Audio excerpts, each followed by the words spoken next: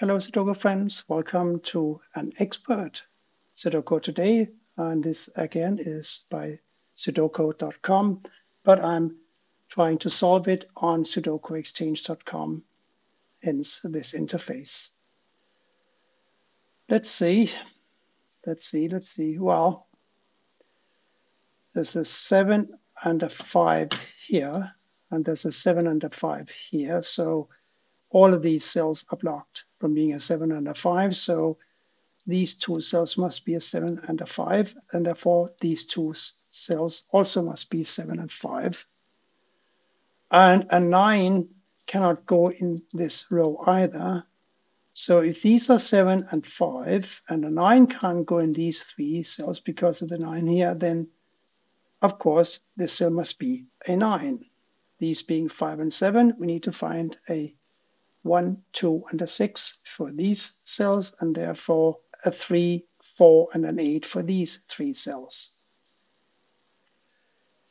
So in this box 1, we can put a 7 in this cell here because of the 7 here, the 7 here, and the 7 here, and those are blocking all of these other cells. So the 7 must go here, and now one of these two must be a 7. And a 9 must go in this cell, and I will explain why. Because of this 9 here and the 9 here, a 9 for this box 6 is restricted to either of these two cells. So with a ghost 9 here and a 9 here, one of these two cells must be a 9. And because of the 9 here, this cell cannot contain a 9. So the 9 goes here. Now we have the 9 here, here, here, and a here, and they put a 9 in this box.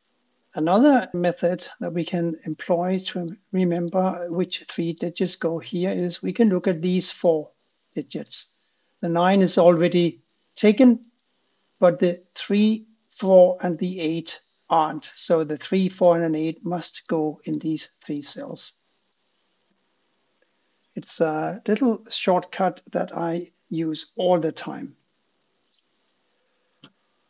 And the same shortcut actually works for the 1 and the 9 here. The only two cells that can take a 1 and a 9 in column 1 is going to be those two cells right here, right?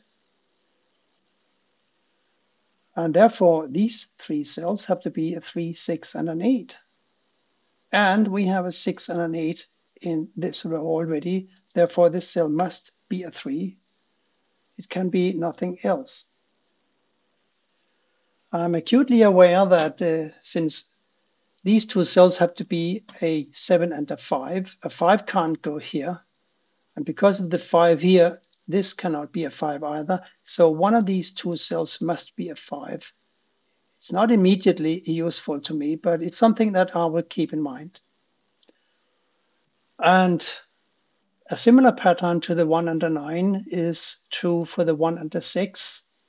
The 1 and the 6 must go in this cell and in this cell. There's just no other places for a 1 and a 6. While I don't know if the 1 or 6 goes here, I know that these 3 cells now must be a 2, 4, and a 3.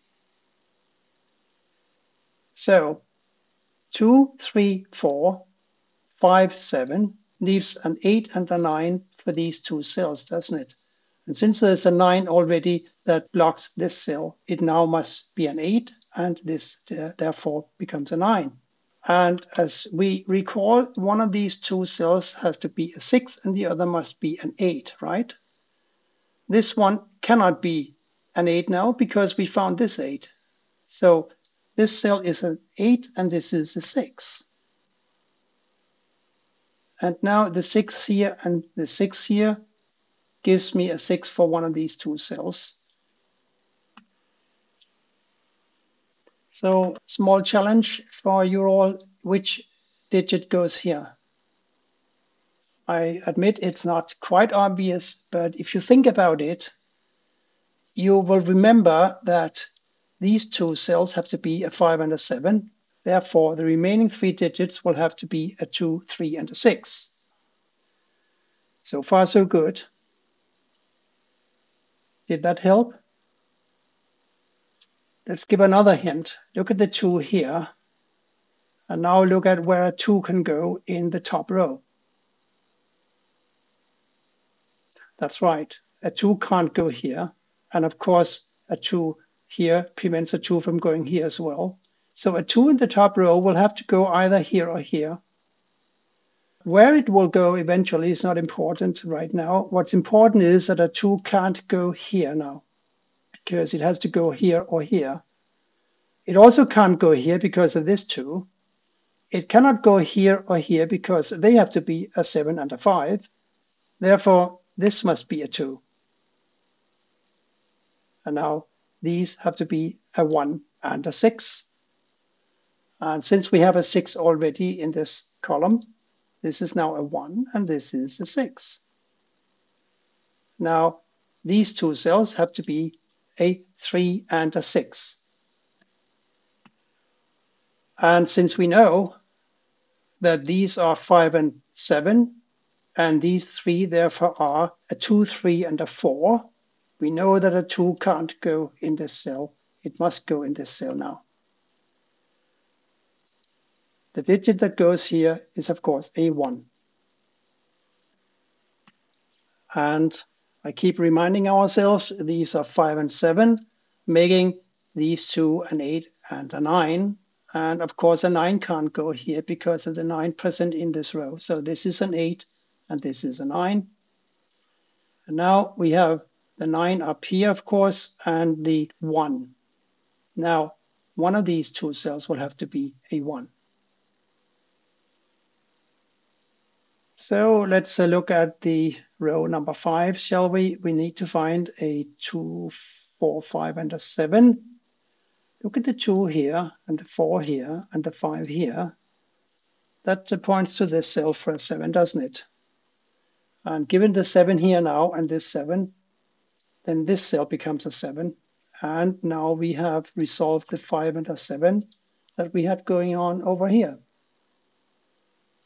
And because one of these will have to be a 5, and none of these can be a 5 now because of the 5 here, then this cell becomes a 5. We need to find a 7 for column 6, this column here. And the only place it can go, because of the 7 here, is right here. And that resolves the 5 and the 7 we had here for the longest time, like so. Now we have a 5 here and a 5 here blocking these cells. And we have a 5 here blocking these cells. And that leaves this cell only for the 5 in the bottom row. Now we need to look for a 1, 3, and a 6 for these 3 cells. And I don't think that I can place them yet. But I can place a 4 here, because one of these cells will have to be a 4.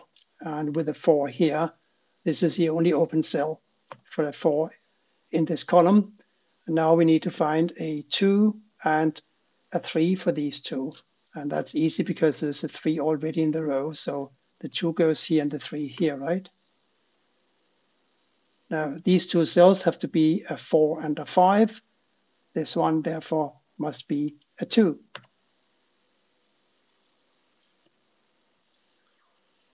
And this last lonely cell now has got to be a 6. So with the 6 here and the 6 here blocking all of these cells, we can enter a 6 in this cell like so.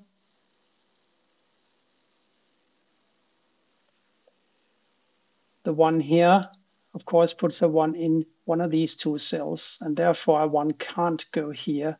It needs to go here, and this one now is a 3.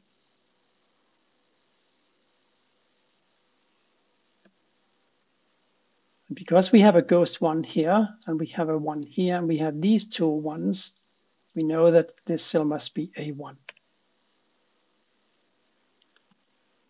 A 4 for row 3 can't go here or here because of the 4 here and the 4 here. It must go here, and that puts a 4 in this cell, of course, and a 5 in this one.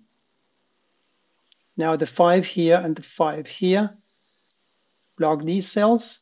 So 5 will have to go here for column and row 2.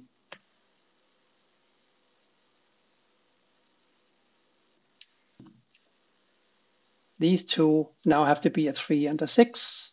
And this one must be a 3 because there's a 6 already that blocks this cell, right? 3 here, 6 there, and this one now becomes a 3. The 3, 4, and 8 here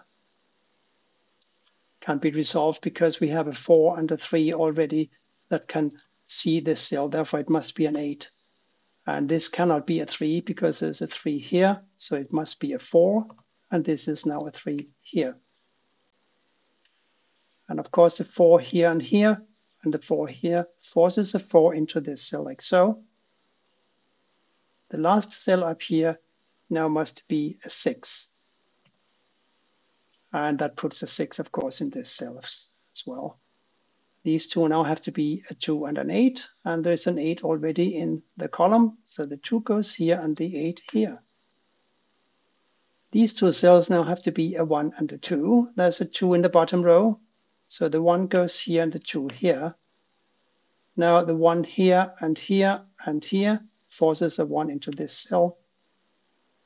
Now we need to find a 8 for this box, and it needs to go here because of the 8 in the bottom row. These two cells now have to be a 3 and a 6. And because we have a 6 up here, this cell must be a 3, and this is now a 6. And now we have a 3 here, and we need to put a 3 in this cell. The last cell of the puzzle is going to be an 8.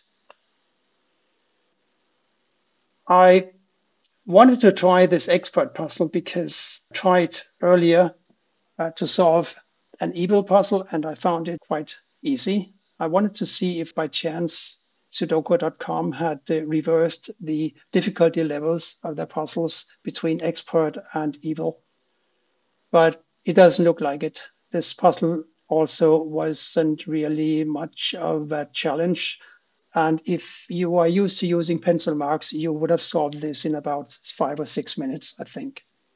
Anyway, I hope that you all enjoyed it and that you will be back for more soon. Thank you for watching, and goodbye.